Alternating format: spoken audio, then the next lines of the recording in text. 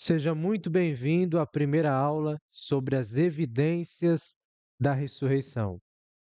Nessa primeira aula, nós estudaremos um pouco sobre a aplicação à ciência. Tanto é que o tema da aula é Aplicando a Ciência. Aplicando a ciência. Pega papel e caneta para que você possa fazer as devidas anotações. Tá bom? Aqui estão os slides, ó. Evidências da ressurreição aplicando a ciência. Vamos lá? Aplicando a ciência, ciência por indução. Existem alguns tipos de ciência, e dentre esses tipos de ciência, tem a ciência por indução. O que é a ciência por indução? Eu coloquei, ó.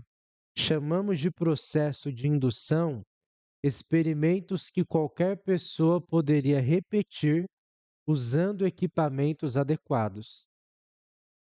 Então, ciência de indução são experimentos científicos que qualquer pessoa pode fazer, desde que use os elementos e os instrumentos necessários. Quer ver um exemplo de ciência por indução ou ciência de indução? Se você pegar uma garrafinha e encher ela de Coca-Cola, colocar uma bala de Mentos e depois fechar essa garrafinha, você vai ver que o volume do gás vai aumentar. E se você jogar essa garrafinha que já está com um volume de gás muito alto, se você joga ela no chão, a tendência é ela espumar e espumando mais, ela vai estourar a garrafa ou a tampinha da garrafinha, ela vai sair rapidamente da garrafa. A mesma coisa acontece se você encher essa garrafinha de vinagre e colocar um pouco de bicarbonato de sódio. Se você fechar a tampa da garrafinha e jogar no chão, acontece a mesma coisa. Ou a garrafinha estoura, ou a tampinha da garrafinha vai sair rapidamente dela. Isso é um tipo de ciência que você não precisa ser cientista para fazer. Você pode fazer na sua casa. Isso é uma ciência por indução. Então é importante você anotar a definição de ciência por indução e anotar também os exemplos que eu trouxe acerca dessa definição, porque isso vai te ajudar a não apenas entender o significado, como também memorizar, tá bom? Vamos continuar aqui. Então, ciência por indução é isso. São experimentos que podem ser feitos por qualquer pessoa, desde que esteja os elementos necessários, né? Os exemplos que eu trouxe aqui: a garrafa, a Coca-Cola, o Mentos, vinagre, bicarbonato de sódio, e desde que você esteja os instrumentos necessários também, tá bom? Continuando, depois nós temos aí a ciência por abdução ou inferência, tá? Ciência por abdução ou inferência. O que é isso, professor? Eu coloquei, ó, acontecimentos que não podem ser repetidos. Com isso, usa-se a inferência para buscar a melhor explicação do fato. Então, são acontecimentos que já aconteceram, e esses acontecimentos que já aconteceram não podem ser reproduzidos novamente, não podem ser replicados, não podem ser repetidos. É por isso que é ciência por abdução. O que é abdução? É um conjunto de informações reunidas para se chegar a uma conclusão lógica, uma inferência lógica, tá bom? Isso é abdução. E aí você ajunta aí. Você tem a abdução, o conjunto de informações, de evidências, de pistas, até você chegar ao ponto suficiente para você chegar a uma conclusão lógica. Isso é ciência por abdução ou inferência, tá bom? E aí você consegue trazer a melhor explicação do fato que você está procurando respostas.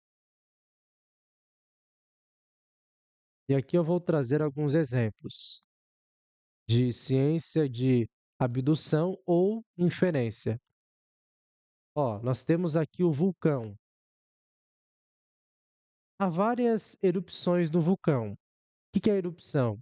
É quando a lava e a cinza saem do vulcão. Isso é uma erupção. Há várias erupções em cada vulcão. E essas erupções são diferentes uma das outras.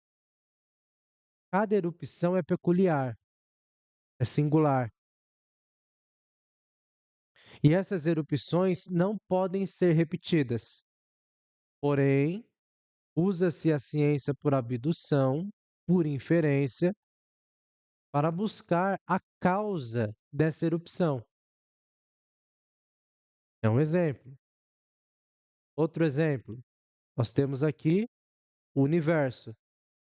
A criação do universo é um ato único. O universo não vai ser criado novamente. O universo já foi criado. E esse universo criado, ele é analisado hoje por estudiosos e cientistas e ao ajuntarem o conjunto de informações que são as evidências, eles buscam descobrir a causa da origem do universo, a causa da origem da vida, a causa da origem do mundo. É um outro tipo de ciência por abdução ou inferência. Depois nós temos aqui outro exemplo, que são os dinossauros. Os dinossauros já foram criados e eles não serão criados novamente. É um acontecimento que não pode ser repetido. Então, os cientistas, os arqueólogos, eles vão procurar as evidências para dizer e trazer uma explicação de como e quando eles foram formados. Eles vão analisar os fósseis, os ossos, as rochas. É um outro exemplo. Depois nós temos aqui, ó, a ressurreição de Cristo. A ressurreição de Jesus é um evento único, é um evento peculiar, é um evento singular.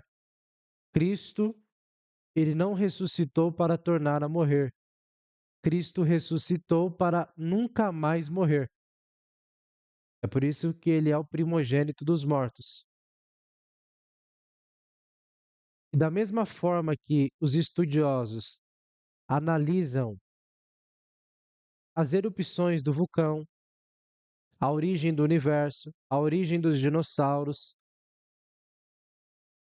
nós cristãos, estudiosos da Bíblia, usamos a ciência por abdução e inferência para juntar as evidências e chegar à conclusão lógica de que Cristo ressuscitou. Continuando aqui, dentro da ciência por abdução ou inferência, nós temos a ciência forense, tá? Anota aí. Ciência forense. O que é isso, professor? É um conjunto de conhecimentos científico usado para descobrir crimes penais e administrativos. Crimes penais: homicídios, roubo, lavagem de dinheiro, corrupção. crimes administrativos, transgressões de leis, sejam elas leis de trânsito, sejam elas leis de ambientais, sejam elas leis judiciais, é a quebra das normas, é o rompimento das leis, é a transgressão das leis. Isso é crime administrativo.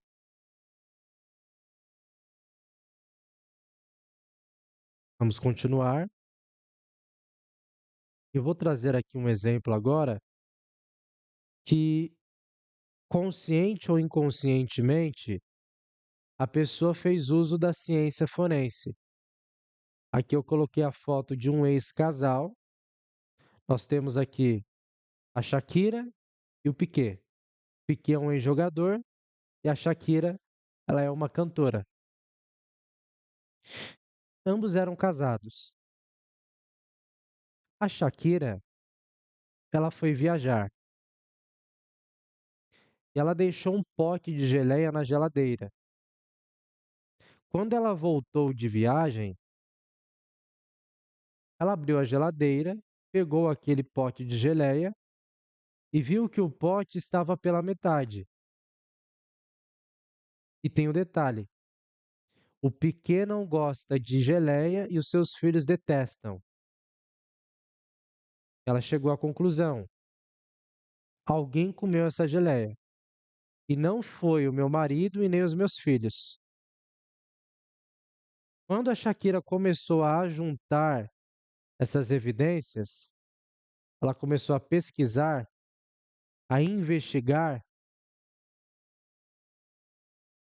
ela chegou à conclusão que quem comeu a metade dessa geleia que estava na geladeira foi uma mulher que o Piquet estava tendo um caso. Como que ela chegou à conclusão de que o Piquet estava traindo? Por causa de uma pista que foi deixada pelo Piquet na geladeira de sua casa.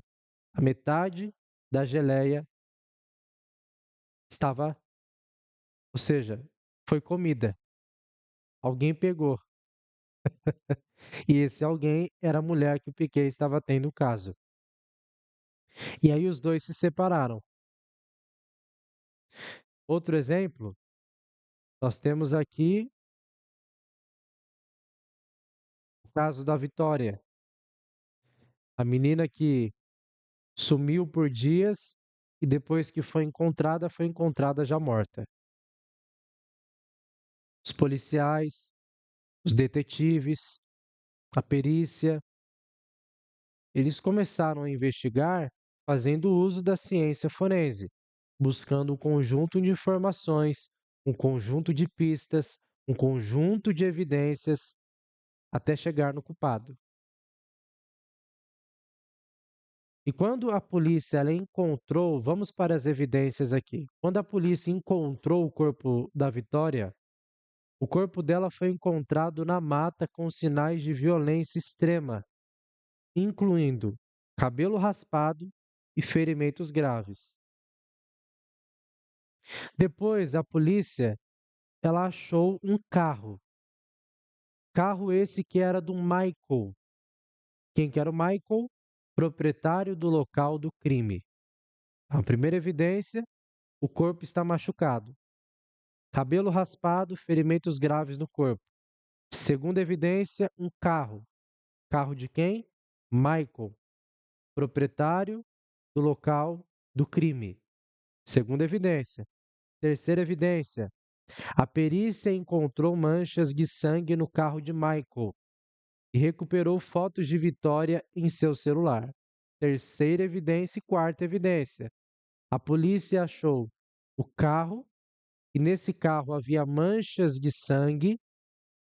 E quando eles foram ver o celular do dono do carro, que era o Michael, na galeria de fotos tinha várias fotos da Vitória.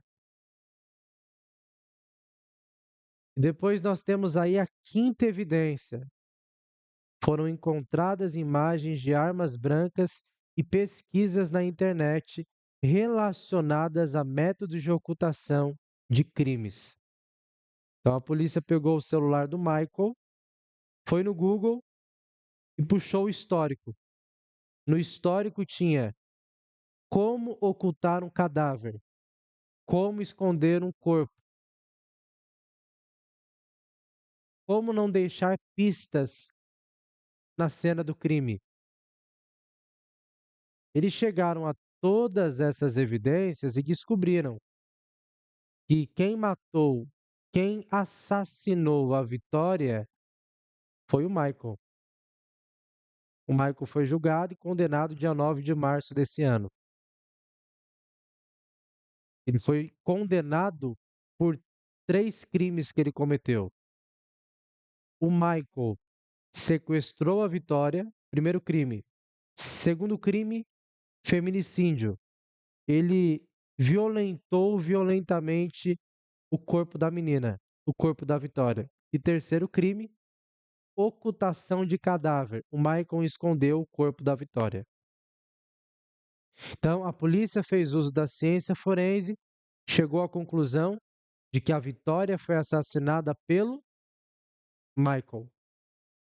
E aonde se aplica isso à ressurreição de Cristo? Eu coloquei, ó. Um homem foi executado, ó. Um homem foi executado pelos romanos numa cruz. Esse é o primeiro fato. Segundo fato, esse corpo foi levado e sepultado num túmulo particular. Túmulo esse de José de Arimateia. Túmulo esse que nunca foi usado. Ó, segunda evidência. Nós temos um homem que foi executado pelos romanos numa cruz. Nós temos um corpo, um cadáver que foi levado e sepultado num túmulo particular. Túmulo esse de um outro homem aqui, o outro sujeito da história que é José de Arimateia. 3 dias depois, o túmulo que esse homem foi sepultado estava vazio. Quarta evidência, quarto fato. Testemunhas afirmam ter visto esse homem vivo novamente. Quantas pessoas? Mais de 500 pessoas. Essa foi a primeira aula. Fique aí, caderno aberto, caneta na mão, para que você continue fazendo as anotações. Vamos para a próxima aula. Te espero lá.